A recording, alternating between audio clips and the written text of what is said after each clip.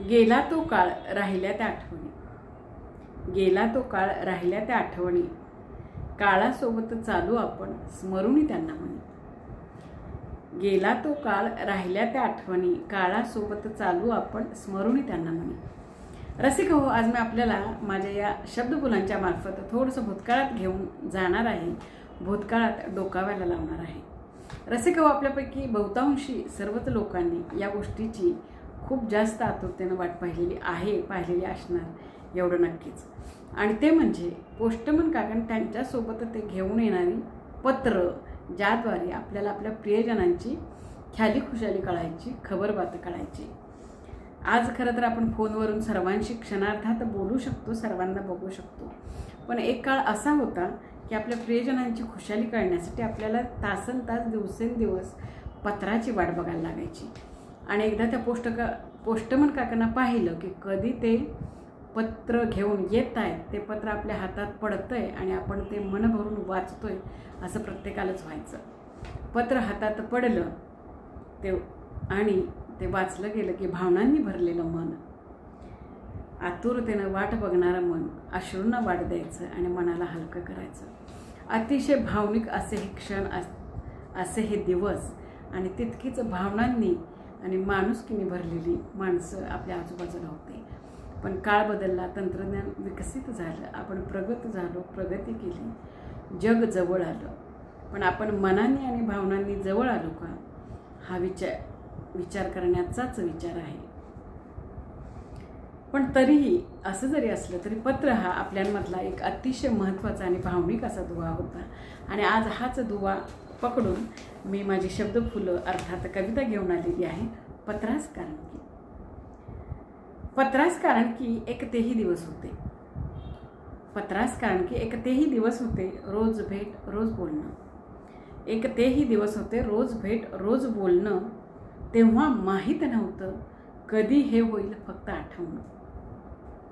एक तेही दिवस होते, रोज भेट रोज बोलणं, तेव्हा माहीत नव्हतं कधी हे होईल फक्त आठवणं। कमी होती तरी तृप्त होतो, कमी होती तरी तृप्त होतो, उणीव फारशी वाटत नव्हती। कमी होती तरी तृप्त होतो, उणीव फारशी वाटत नव्हती। एकमेकांसोबत होतो म्हणून कशाचीच चिंता नव्हती, एकमेकांच्या सोबत होतो म्हणून कशाचीच चिंता नव्हती। थोडे शहाणे थोडे अडाणी, थोडे शहाणे थोडे अडाणी तरी सारे आपलेच होते, थोडे शहाणे थोडे अडाणी तरी सारे आपलेच होते। एकमेकांच्या अडचणी त्रास म्हणूनच वाटले जात होते, एकमेकांच्या अडचणी त्रास म्हणूनच वाटले जात होते। सारं काही आहे आज, सारं काही आहे आज, पण तो आनंद ती ठेव, सारं काही आहे आज, पण तो आनंद ती ठेव। कुठेतरी कमतरतेचा आवाज, कुठेतरी कमतरतेचा आवाज आणि फक्त व्यवहाराचं नाव, कुठेतरी कमतरतेचा आवाज आणि फक्त व्यवहाराचं नाव।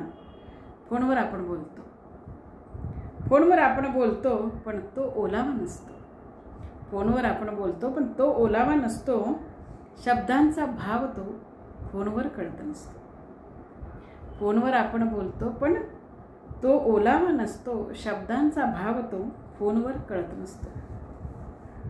पत्रातील शब्द शब्दातील भावना, पत्रातील शब्द शब्दातील भावना, भावनेतील ओलावा, भावनेतील ओलावा, मनाचा ठाव घेई डोळा पाणी आणि, मनाचा ठाव घेई डोळा पाणी देई, पुन्हा पुन्हा पत्र वाचलं जाई।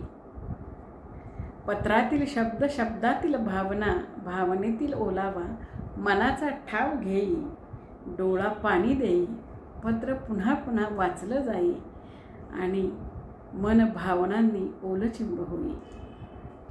पत्र पुन्हा पुन्हा वाचलं जाई आणि मन भावनांनी ओलचिंब होई, मन भावनांनी ओलचिंब होई। आणि म्हणूनच पत्रास कारण की। रसिक हो, थोडं आठवात जाऊ, थोडं आठवात रमू, घेऊनी सोनेरी क्षणांना पुन्हा वास्तवात येऊ। थोडं आठवात जाऊ, थोडं आठवात रमू, घेऊनी सोनेरी क्षणांना पुन्हा वास्तवात येऊ, पुन्हा वास्तवात येऊ। कविता ऐकल्याबद्दल, व्हिडिओ पाहिल्याबद्दल खूप खूप आभार। नमस्कार।